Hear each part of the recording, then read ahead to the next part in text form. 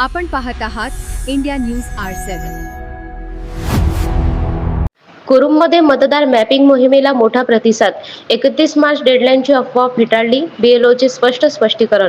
मूर्तिजापूर तालुक्यातील कुरुम येथे भारत सरकार आणि निवडणूक विभागाच्या वतीने सुरू असलेल्या मतदार यादी मॅपिंग व नाव नोंदणी मोहिमेला उत्स्फूर्त प्रतिसाद मिळत आहे। नागरिकांच्या सोयीसाठी स्थानिक मिसबा हॉल येथे विशेष शिबिराचे आयोजन करण्यात आले होते। या शिबिरात गावातील महिला पुरुषांनी मोठ्या संख्येने उपस्थित राहून आपली नावे व मतदार ओळखपत्रांची पडताळणी करून घेतली। या मोहिमेत 18 वर्ष पूर्ण झालेल्या युवक युवतींची नवीन नावे नोंदवण्यात आली। तसेच मतदार यादीतील नावांमध्ये असलेल्या त्रुटींची दुरुस्ती करण्यात आली। मतदार यादीत अजूनही समाविष्ट असलेल्या मयत व्यक्तींची माहिती गोळा करून त्यांची नावे वगळण्याची प्रक्रिया राबवण्यात आली, ज्यामुळे यादीत अधिक अचूक व अद्ययावतता केली जात आहे। नुकतेच विवाह होऊन गावात आलेल्या महिलांची नावे त्यांच्या पतीच्या नावाशी जोडून मतदार यादीत समाविष्ट करण्यात आली। यासाठी 2002 ची वंशावळ, विवाह नोंदणी प्रमाणपत्र, पासपोर्ट फोटो व आधार कार्ड यांची तपासणी करून प्रक्रिया पूर्ण करण्यात आली।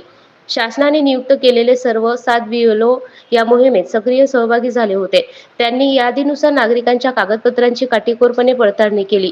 या मोहिमेत लक्ष्मीकांत चौहान, सुचित्रा बळगे, योगेश माळे, मोहम्मद राजीक, दिलशान अहमद, मोबिन खान आणि अब्दुल वाजिद या बीएलओंचा सहभाग होता। गावातील सामाजिक कार्यकर्त्यांनीही या उपक्रमात महत्त्वाची भूमिका बजावली। हाजी अब्दुल नासिर, ऐनुल शेख, जावेद रजा, अजमर जमील, अयूब शाह, सोहेल जमादार, इम्रान शेख, शारिक बेग तसेच उर्दू प्राथमिक शाळेचे मुख्याध्यापक जहीर अहमद यांनी नागरिकांना मार्गदर्शन केले। गेल्या काही दिवसांपासून 31 मार्च 2026 ही अंतिम तारीख असल्याची अफवा पसरली होती। मात्र उपस्थित बीएलओंनी यांचे खंडन करत स्पष्ट केले की शासनाकडून अशी कोणतीही अंतिम मुदत जाहीर करण्यात आलेली नाही। ही प्रक्रिया नियमितपणे सुरू राहणार असून बीएलओ घरोघरी जाऊन मॅपिंग पूर्ण करीत आहेत। प्रशासनाच्या वतीने नागरिकांना आवाहन करण्यात आले आहे की अफवांवर विश्वास न ठेवता आपल्या भागातील बीएलओला सहकार्य करावे आणि आपले नाव मतदार यादीत नक्की असल्याची खात्री करून घ्यावी। इंडिया न्यूज R7 साठी सफदर शाह, कुरुम। माहिती सरकारने दिलेली आहे, त्याविषयी आपण काय बोलणार?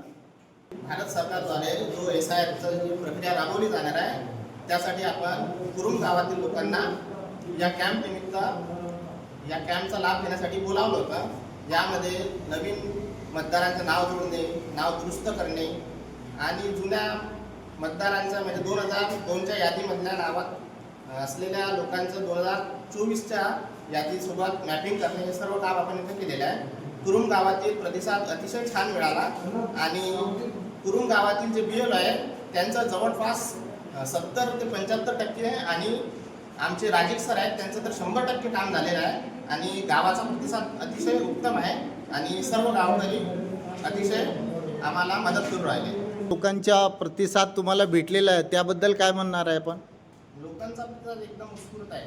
बाकीच्या ठिकाणी जर बघितलं तर लोक मॅपिंग करण्यासाठी जवळपास म्हणजे बाहेर निघतच नाही, पण इतक्या उन्हात देखील कुरुममधले लोक इथं आलेले आहेत, त्यांचं आम्ही मनापासून अभिनंदन करतो। आणि याद्वारे आता असं होईल की त्यांचे डुप्लिकेट वोटिंग होते, म्हणजे एक इथं आहे दुसरीकडे आहे, असे डुप्लिकेट वोटरसुद्धा खूप कमी होतील आणि जो व्यक्ती ज्या ठिकाणी आहे त्या व्यक्तीचं त्याच ठिकाणी मतदान पडेल, त्यासाठी ही प्रक्रिया राबवली जाते। ये जो लोगों को इस विषय में अभी भी पूरी तरीके से मालूम नहीं है, जैसे सरकार ने कोई टाइम इसका फिक्स किया है? इसका टाइम अभी कोई फिक्स नहीं है का, सिर्फ जो यहाँ के जो लोग मतलब प्रॉपर के जो वालिद साहब है, लड़कों का मैपिंग तो उनके वालिद के साथ में हो जाता है, लेकिन जो बाहर से बहू आए उनका वहाँ से उनके माँ बाप से वहाँ से निकालना पड़ता उनका नंबर। आपली जिम्मेदारी पाळत आहे, त्या विषयावर आपण काय बोलणार आहे? त्याबद्दल एवढंच सांगणार आहे की गावामध्ये आतापर्यंत बराच त्रास झाला, कारण जे आपले उर्दू भाषिक जे लोक आहेत त्यांचे नाव थोडं आम्हाला समजून घ्यायला त्रास होते